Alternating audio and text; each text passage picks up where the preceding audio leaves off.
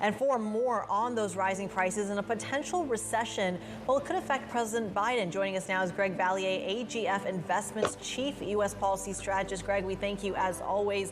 What can the president really do here? I mean, the market, the Federal Reserve potentially looking at a recession.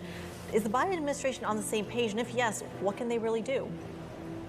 He can do a few things, but they all have downside risks, unfortunately for him. I mean, he can go to Saudi Arabia and beg for oil, but that might anger environmentalists.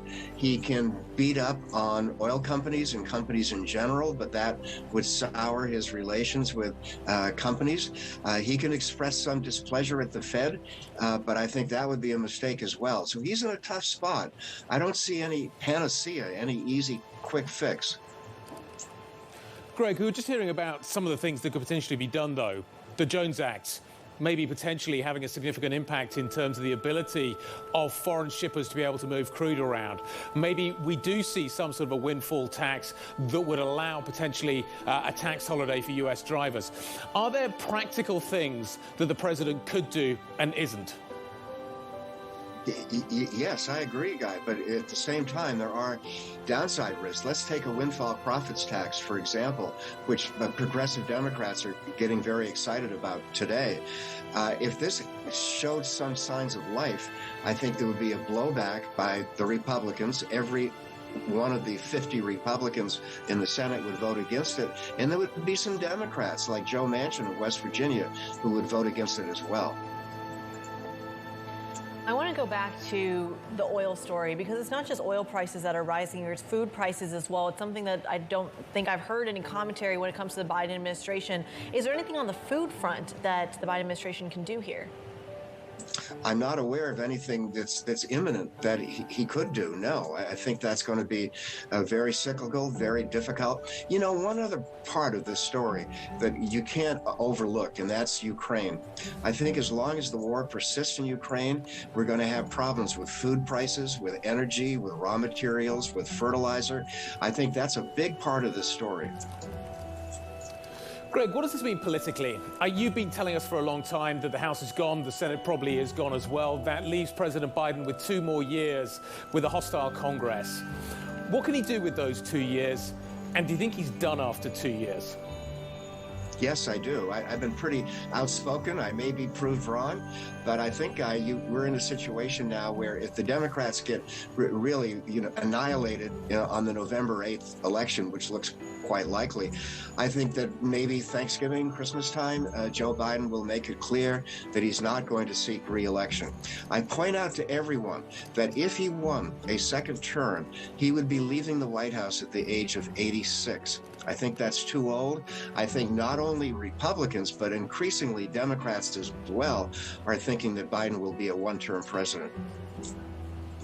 A one-term president, what does that do in the near term, the midterm elections, for example? Well, his agenda is in trouble, needless to say. I don't think he has much hope to get anything more done on Build Back Better. I think there's a mood right now against spending. There's a mood right now against any new tax increases.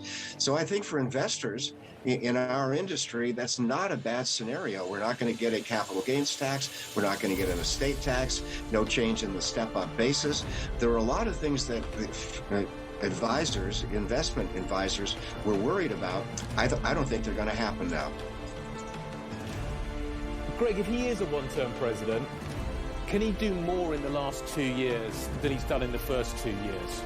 What does that free him up to do? Or do you think he's going to have his hands so tied by the economy and by Congress?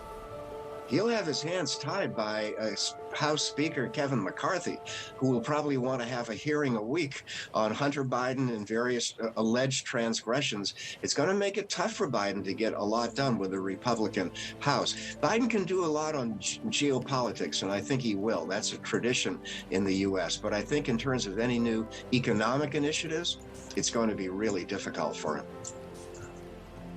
Greg, let's talk a little bit more about the economy here because we're also dealing with geopolitics in the background. Trade, for example, tariff negotiations leading perhaps to that inflation story. Can you talk a little bit about the China of it all?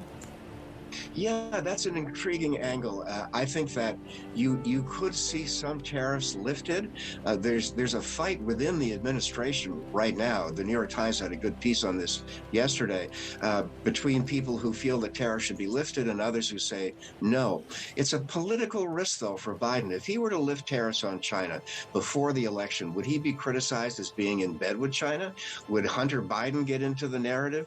So it does have its downside risk, but I think in general, tariffs could be lifted on other countries. At the margin, it would have some positive impact on inflation. Not a lot, but maybe a few tenths of a %.